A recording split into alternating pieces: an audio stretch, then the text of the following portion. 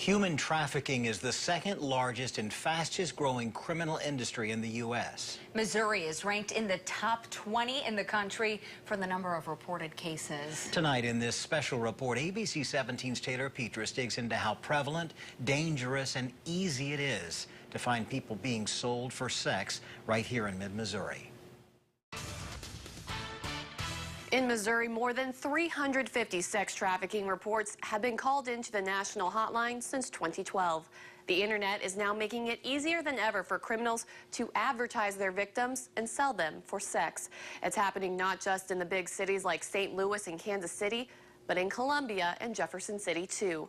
Tonight, a sex trafficking survivor is sharing her story for the first time. I'm terrified of hotel rooms. You know, I was drugged to those places on numerous occasions and thrown in there, you know, go in there with a smile on your face and make him happy. And Robin Fleming says her first husband forced her to dance in hotel rooms and strip clubs. Texas, Oklahoma, Florida, Missouri, Illinois, Kansas, everywhere.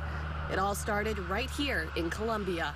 I had to come home with at least $1,500 to $2,000 a night.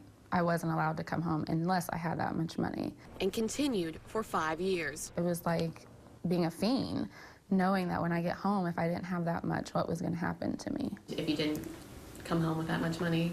The beatings. There's a demand to purchase sex, and there has been for a very long time. But the FBI just began tracking sex trafficking crimes 4 years ago.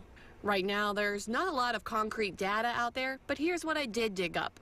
In 2015, Missouri was ranked 15th in the country for the number of reported human trafficking crimes to the national hotline. That may be because it's one of the few states with the most agencies reporting it.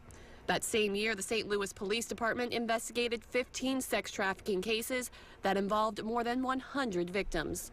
We need to be aware that social media has quickly become an avenue for traffickers. That's where Detective Tracy Perkins and the Boone County Cyber Crimes Unit comes in.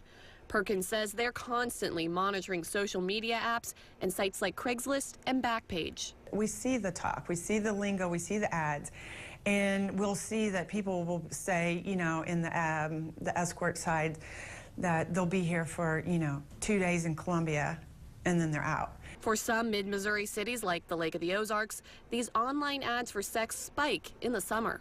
A police detective said that it's really unusual for a weekend not to go by without finding a couple of women just obviously intoxicated, but just left abandoned. When they check the credentials of the woman, it often leads back to somebody who looks like a trafficker. We have a very, very serious problem. Missouri lawmakers are bringing human trafficking to the top of their legislative priorities. This year, several bills have been filed, everything from creating posters with the human trafficking hotline number to increasing the penalties for traffickers. Or why it would be a problem if you accurately reported the number of ads you were seeing where children were for sale. In Washington, D.C., Missouri Senator Claire McCaskill is leading the fight against online sex trafficking. A lengthy investigation has forced Backpage.com to shut down its adult section after allegedly knowing that children were being advertised and sold for sex. After consultation with counsel, I decline to answer your question based on the rights provided by the Fifth and First Amendments. It's scary to think that that's how easy it is. Robin says she was finally able to escape from her husband after he beat her in public and was arrested. And he always told me, if you leave, I'll kill you, I'll kill your family, and I believe these things. She wants her story to bring awareness to a very dangerous issue. The hardest thing is knowing that there's help out there, because society doesn't see us as a victim a lot of times. The Boone County Cyber Crimes Unit has only investigated 2 cases of online sex trafficking in the past decade. Those men were both sentenced in federal court. I'm told the Columbia and Jefferson City Police Departments don't keep track of sex trafficking cases.